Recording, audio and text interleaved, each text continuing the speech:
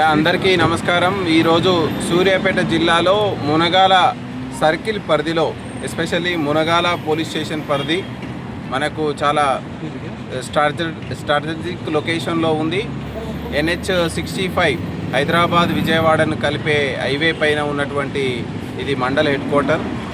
ఇక్కడ ఈ మధ్య కాలంలో ఈ మండల హెడ్ క్వార్టర్లో కాకుండా కొన్ని మనకు మునగాలకి హెడ్ క్వార్టర్కి ఆనుకొని ఉన్నటువంటి కొన్ని సెంటర్లలో ఎస్పెషల్లీ నిర్లక్ష్యం మూలంగా టూ వీలర్స్ నిర్లక్ష్యం మూలంగా ప్రమాదాలు జరుగుతున్నాయి అని మన దృష్టికి వచ్చింది।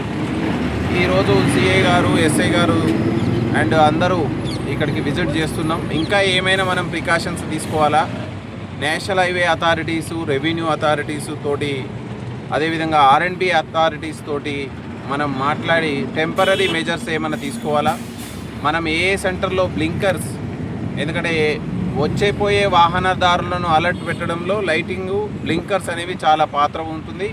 రేడియం స్టడ్స్, రేడియం స్ట్రిప్స్ ఇవి సరైన మోతాదులో ఉండడం వల్ల డ్రైవర్స్ని అనుక్షణం మేల్కొనే విధంగా తయారు చేస్తుంది। సో ఈ విధంగా మనకు ఈ హైవే మీద ఉన్నటువంటి బ్లాక్ స్పాట్స్, గతంలో ఎక్కువ యాక్సిడెంట్లు జరిగిన ప్రదేశాలను విజిట్ చేస్తూ ఉన్నాం। అదేవిధంగా ఇక్కడ ఉన్నటువంటి గ్రామస్తులకు, గ్రామ పెద్దలకు, మీడియా మిత్రుల ద్వారా కూడా అందరూ కూడా మనం అలైవ్ కార్యక్రమంలో ప్రతి ఒక్క విలేజ్లో, ఈవెన్ ఇక్కడికి కూడా మనం చుట్టుపక్కల గ్రామాలలో కూడా వచ్చి యాజ్ ఎ ఎస్పీగా నేను కూడా వచ్చి అవేర్నెస్ ప్రోగ్రాంలో పాల్గొనడం జరిగింది। హెల్మెట్ ధరించాలి, సీట్ బెల్ట్ ధరించాలి, రాంగ్ రూట్లో ఎప్పుడూ ప్రయాణం చేయొద్దు, అదేవిధంగా స్పీడ్గా అతివేగంగా మితిమీరిన వేగంతో డ్రంక్ అండ్ డ్రైవింగ్ చేసినట్లయితే ఖచ్చితంగా మీకే ప్రమాదం కాదు, మీ తోడు రోడ్డు మీద ప్రయాణించే ఇతరులకు కూడా ప్రమాదంగా ఉంటుంది। మనం ఆల్రెడీ స్పెషల్ ఎన్ఫోర్స్మెంట్ పెట్టినాం। మనం ఎక్కడైతే జంక్షన్స్ దగ్గర పెద్ద పెద్ద వెహికల్స్ వచ్చిపోయే రస్తాలో పెద్ద పెద్ద వెహికల్స్ ఆగుతాయో ఆగకుండా వాళ్ళ మీద కొంచెం కఠినంగా చర్యలు తీసుకునేటట్టు హైవే మీద మనం ఫోకస్ పెట్టినాం। అదేవిధంగా ఈ యొక్క ఫ్యూచర్లో ఈ హైవే 6 లైన్స్గా మారబోతుంది అండ్ సర్వీస్ రోడ్లు రాబోతున్నాయి। తదనుగుణంగా మనం ఫ్యూచర్ ఆలోచనలు దృష్టిలో పెట్టుకొని ఎక్కడెక్కడ ఈ ఫ్లైఓవర్ బ్రిడ్జులు అండ్ ఇలాంటివి మనం ఆల్రెడీ NHAIకి సూచించడం జరిగింది।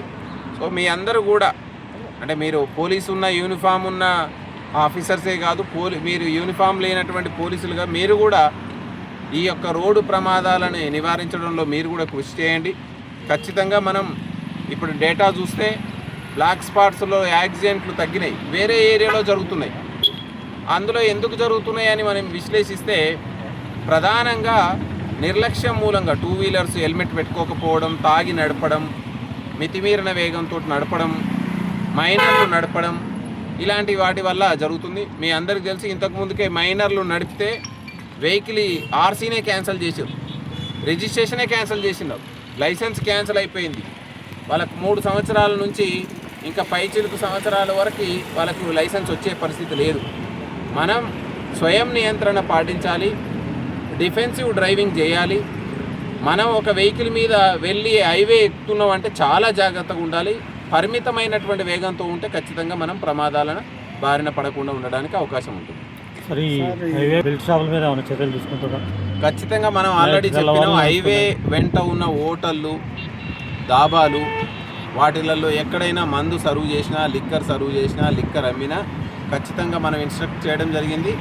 దాని మీద ఫోకస్ పెట్టి ఏదైనా ఉంటే మనకు చెప్పండి, ఖచ్చితంగా కేసులు నమోదు చేస్తాం। మెయిన్ సెంటర్లలో సీసీ కెమెరాలు ఖరాబ్ అయినాయి కదా, వాటి మీద ఏమైనా ఇప్పుడే ఎస్ఐ గారికి చెప్పడం జరిగింది, లోకల్గా కమ్యూనిటీ హెల్ప్ తీసుకొని వాటన్నిటిని రివైవ్ చేయిస్తాం।